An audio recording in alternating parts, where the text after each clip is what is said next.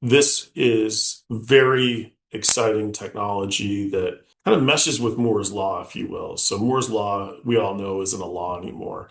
GPUs are running at 1.6 terabits to 3.6 terabits. The problem is the middle. GPU to GPU, copper wires are the same copper wires and SerDes that I used when I was, in high school engineering class. And fiber optic lasers are fiber optics. They're power hungry, they're big, etc. Micro LEDs are right in between the middle. This is a new type of communication technology that I think is going to break a couple of the walls down in AI adoption. So that's one. Two, this is very much something that Kopin already can prove that we can build. I'll walk that through. And then three, the company is in a very unique place in this transformation plan that I put in place. Our US defense business is flying. NATO is now growing, and this third kind of leg of the stool, if you will, is certainly going to be a strong revenue driver this year and next year and for the rest of the company. Kopin Corp is a leading provider of application-specific optical systems and high-performance microdisplay technology. Traditionally focused on the defense and aerospace industry, Kopin just announced a strategic collaboration and a $15 million purchase order from Fabric.ai to develop micro-LED-based optical interconnect technology to replace traditional copper wiring between GPUs and high-performance processors for smart data centers. CEO Michael Murray is here to give us some details on what this means for Kopin and what the future looks like in the data center. I'm Martin Gago with Market Radius Research. This is neither a recommendation nor investment advice. Michael, thank you for joining us and congrats on a pretty sexy news release. Well, thank you very much, Martin. Thank you for having us. I'm excited to share a lot more information today. For those who haven't read the news release, give us the highlights of what you just released. Sure. So Kopin just received a $15 million purchase order to develop what we call our neural I/O solution. And essentially what that is, Martin, is the convergence between a micro LED and a bidirectional transceiver. And Kopin has already had these in production actually for multiple years now. Kopin actually invented neural display, which was the world's first bidirectional microdisplay. We're coupling that with our micro LED technology, which is ultra bright and efficient and low power. And we put those two things together to create neural I/O, which is breaking down the copper wall. And what the copper wall is the ability for GPUs to connect through copper SerDes, as an example. But now the problem that we have with that technology is that this technology is actually gating AI adoption rates because it's just simply not fast enough and the bandwidth isn't there and it's too power hungry. So micro LEDs sit above copper technology, but right below fiber optic technology, which is obviously very power hungry, but can solve some of the bandwidth issues. So very exciting technology for Kopin, new market penetration for us, and a great partner that we're going to go focus on this market with. You said it's between the copper and the fiber optic. Is it like, well, how is it different than fiber optic? You mentioned it's less power hungry, or you implied that with it. Is it sort of a more simpler fiber type of fiber optic, where it's maybe doesn't have as big a throughput, but it's better than copper, or just explain how you fit, a little more detail on how you fit between those two? In terms of bandwidth, obviously, we're able to run multiple channels using a micro LED at various bandwidth speeds. So as the bandwidth increases with multiple channels, you can provide more data through that pipe. So obviously, from a copper standpoint, it's tapping out at around 800 gigabits. With multiple channels, we're able to achieve about 1.6 terabits, which we want to demonstrate this year. Next year, we think we can get to 3.6, which is going to enable multiple new AI GPU transceivers. Furthermore, when we think about fiber optics as an example, certainly the bandwidth is there, but unfortunately, they have to remain on. They create a lot of heat. They use a lot of energy. And physically, they're bigger than a micro LED. So those multiple channels that are required will gate the adoption rate for fiber optics. Now, we're not great at everything. Micro LEDs are fantastic for GPU to GPU technologies, board to board technologies, as well as rack to rack. So we're good to about 15 to 25 feet using a micro LED. It's much more economical. It certainly is less power, and it has a tremendous amount of capability to provide the bandwidth that is needed in today's data centers and tomorrow's. The actual physical connection between them, is it still essentially a fiber optic cable, or is the cable a different type of cable? In some cases, there may not be a cable at all. Oh, If it's short enough distances, we can potentially, and this is one of the things that we're testing currently, is actually using no cable whatsoever and actually transmitting the data using light over the air. This will allow the ability to cool a data center from a board-to-board perspective much more easily since you don't have copper connects, you don't have fiber optic connections everywhere. So board to board, we think we can actually accomplish a lot of that using just strictly light and over-the-air transmission, or using a waveguide, which is basically a light pipe, if you will, for the layman's terms. And or we can also use a fiber optic cable for longer ranges. But ultimately, I think the point here is a micro LED acts like a laser for only certain distances, but it uses a fraction of the power, and it's also a fraction of the size and cost. so what does this year look like? You've obviously been developing this technology for a while. You found your first commercial partner for it. When do you are you the 15 million? Is that for actual product they're purchasing, or they're helping develop some of the technology? Explain that, and then when do you actually see it landing in a data center and being used? Yeah, great question. So this purchase order is actually for the development of the prototype. We have many of the pieces already working. As an example, we have a micro LED in production. We're very unique in that we're the only US company that builds micro LEDs in production. It's currently flying in an aircraft. Secondly, we've already invented and patented neural display. That's demonstrable. People have seen it, they've worn it, they understand that we built that technology, and it has an AI enhanced backplane already in the device. So those two pieces are already in production. We know that we can do these things. The next 15 million or the 15 million we received recently is to productize that into a demonstrable form.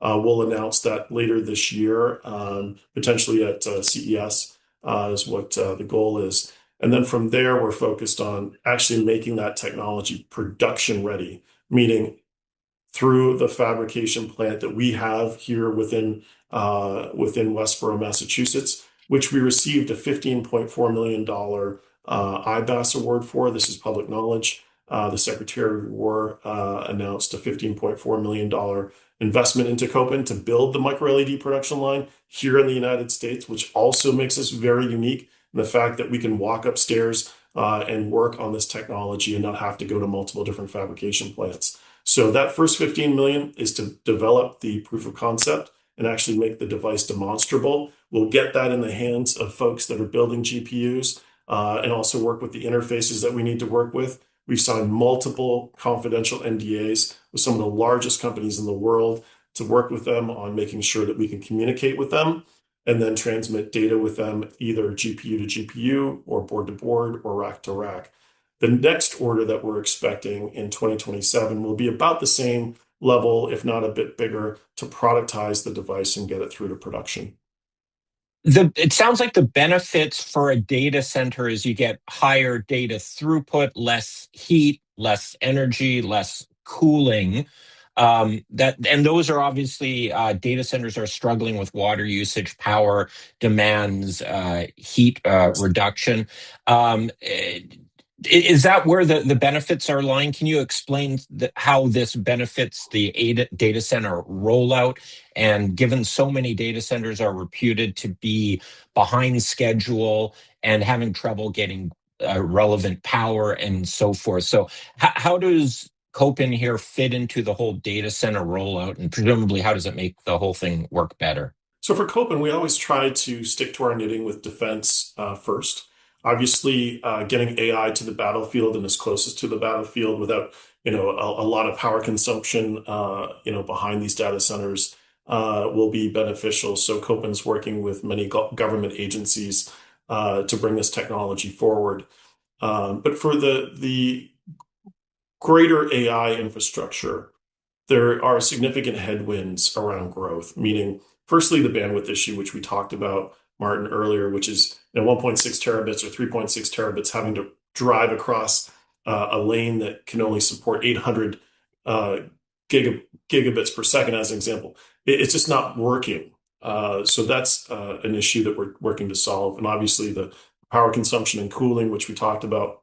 But overall, when you look at the brownfield AI infrastructure, things that are already existing today, we can help with that level of technology with these types of interconnects that will lower power, increase speeds and bandwidth without really having to do much else.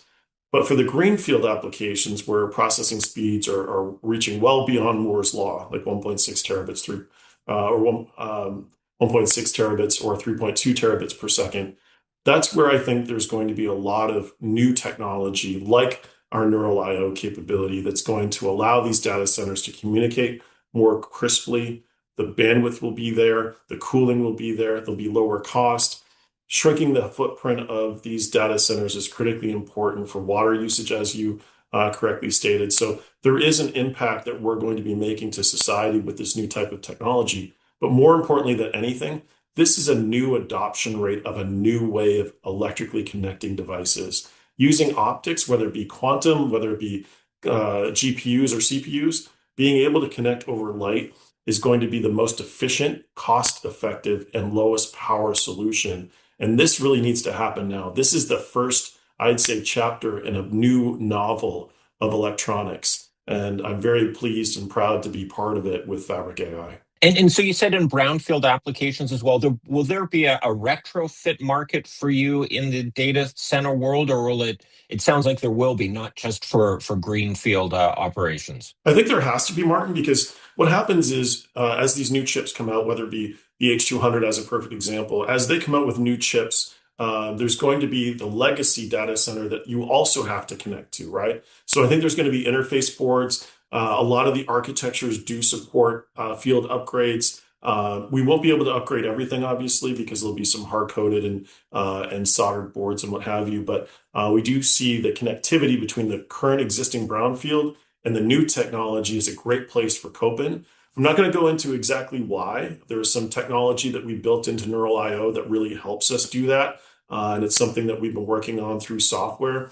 But I think there's an opportunity for Kopin to take a leadership position, merging the brownfield and the greenfield and allowing that co-processing to happen across various types of technologies, CPUs, GPUs, and memory, with existing architectures into the new architectures. And that's critically important for the adoption rate and cost structure. This, well, I want to say new technology, but it's really leveraging your existing technology that you've been working on for a long time now and you've commercialized in different markets. How does this fit into the overall, I don't know, vision or strategic direction of Kopin? For some of your readers and listeners, they may not be aware that Kopin is a 40-year-old company that I took over just 3 years ago. And we're in our second stage of my transformation plan here at Kopin, which is really focusing on US defense first. We've now brought up our NATO and European allies using a relationship with Theon International, a fantastic company out of Greece. And this technology is actually leveraging a lot of the know-how around our microdisplay technology and capability. I've taken a bit of a different view of it. We're adding more software capability, much more synthesis in terms of being able to manufacture this technology. And this is now the second part of our transformation plan here at Kopin. And it very much leverages current technology that we have, but adding in some software components that normally companies and investors wouldn't necessarily think about with Kopin. And it's really working well for us based on this new focus that we have, which is defense first. And we have a medical business as well that's really important to us.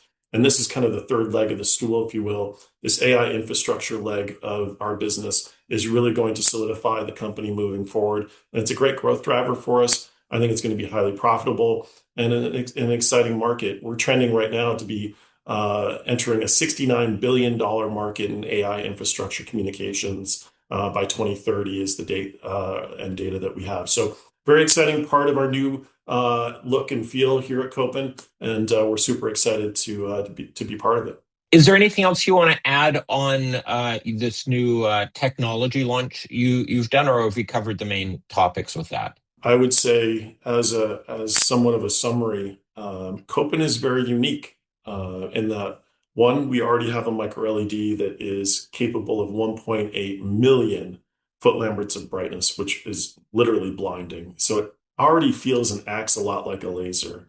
Two, we invented neural display several years ago, and it's fully demonstrable. Many of our investors have seen it and actually worn it and made it work. And then thirdly, the ability to connect these two technologies and build them right here in the United States, in North America, and support North American CPU, GPU, and memory companies is very unique for Kopin. But the point is, we have this technology today. Companies that are trying to adopt or create this type of technology, they've never done it before, let alone have their own manufacturing line capability. So our competition, of which I'm sure will have some, they have to figure out how to build a micro LED first, and then build it somewhere where they can control the infrastructure. Kopin already has these pieces. We're just putting them together this year so that we can deliver them to the market next year. Michael, thank you very much. I really appreciate you taking some time and giving us an update. Have a great day. You too, Martin. Thanks for having us.